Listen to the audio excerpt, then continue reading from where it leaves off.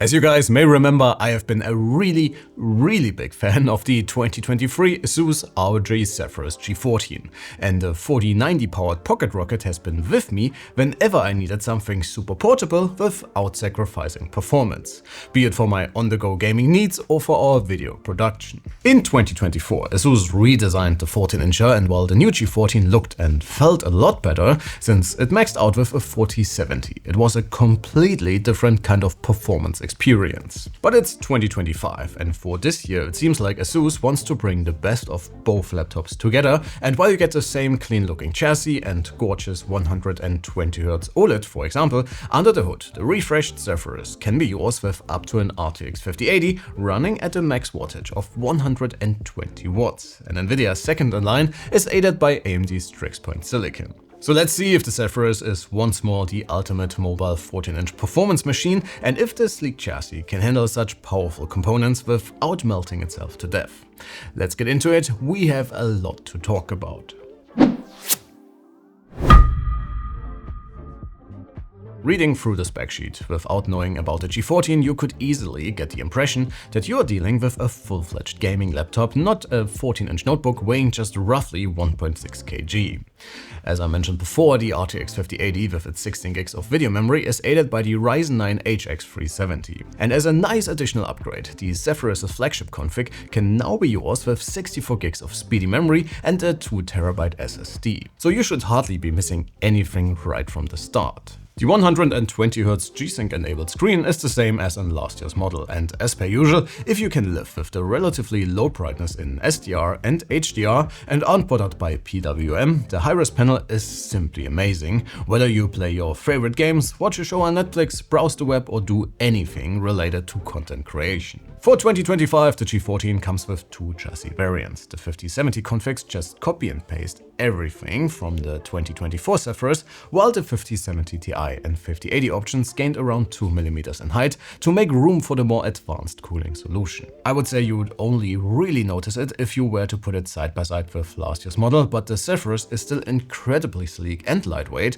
for the performance potential it offers, especially compared to the much more bulkier 4090 variant.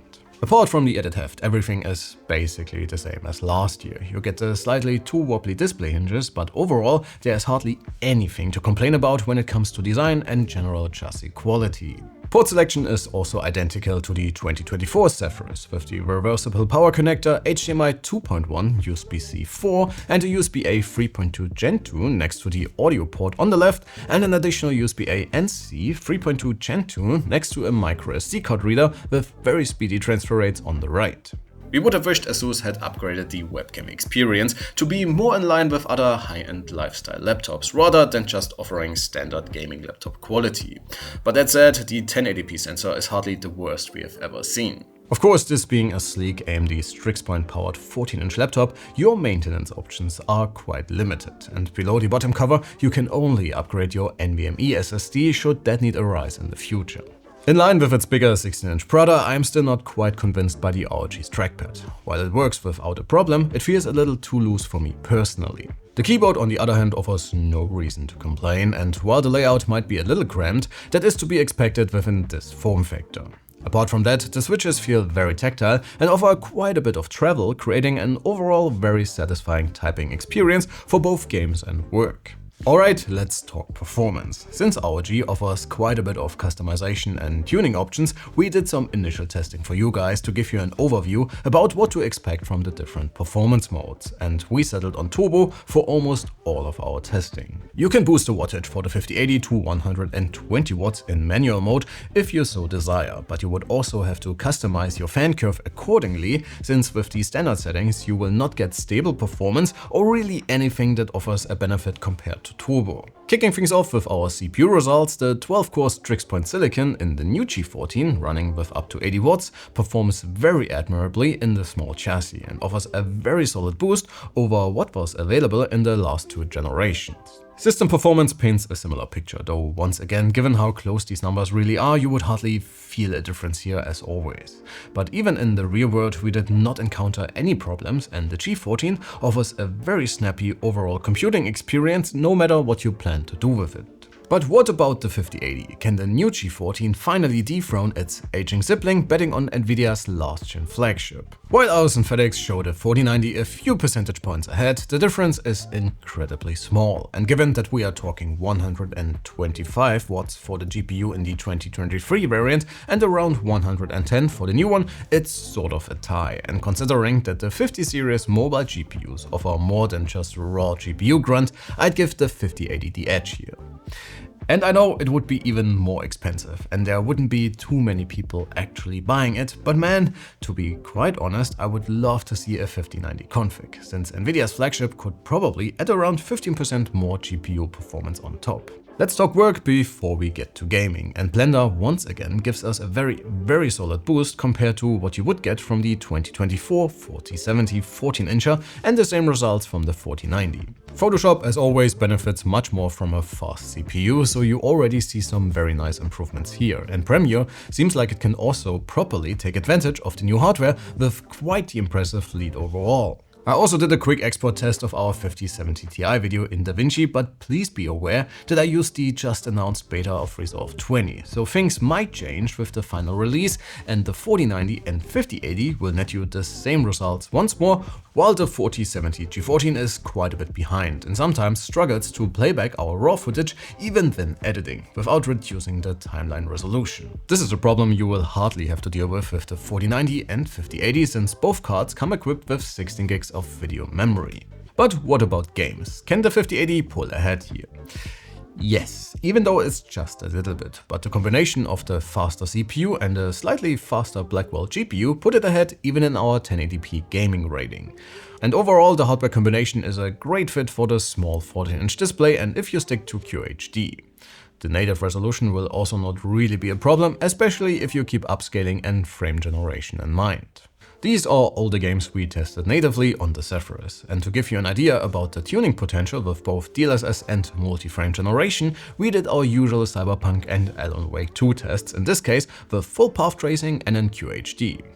For Cyberpunk, I would probably stick to ray tracing here, just to get a bit more of a direct feel, since this is rather a mouse and keyboard kind of game. However, I would be totally fine playing Alan Wake with these settings, since it's a great experience with a controller.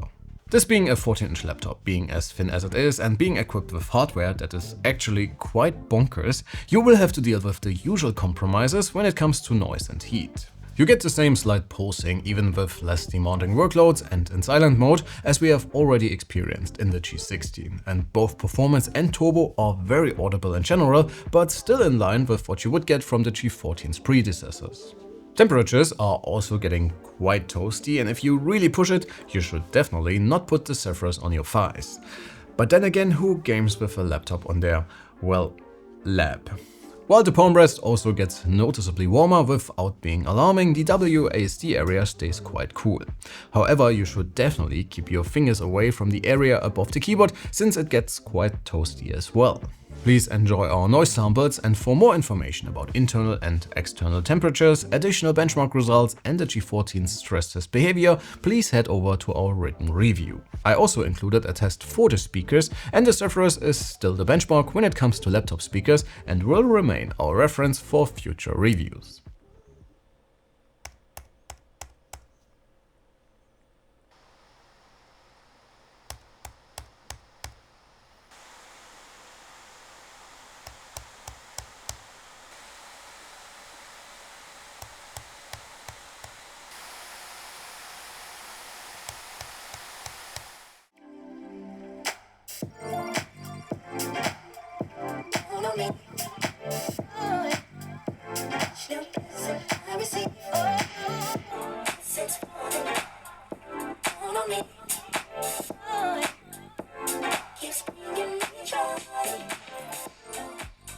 A faster CPU, better GPU and longer battery life sounds like too much to ask for.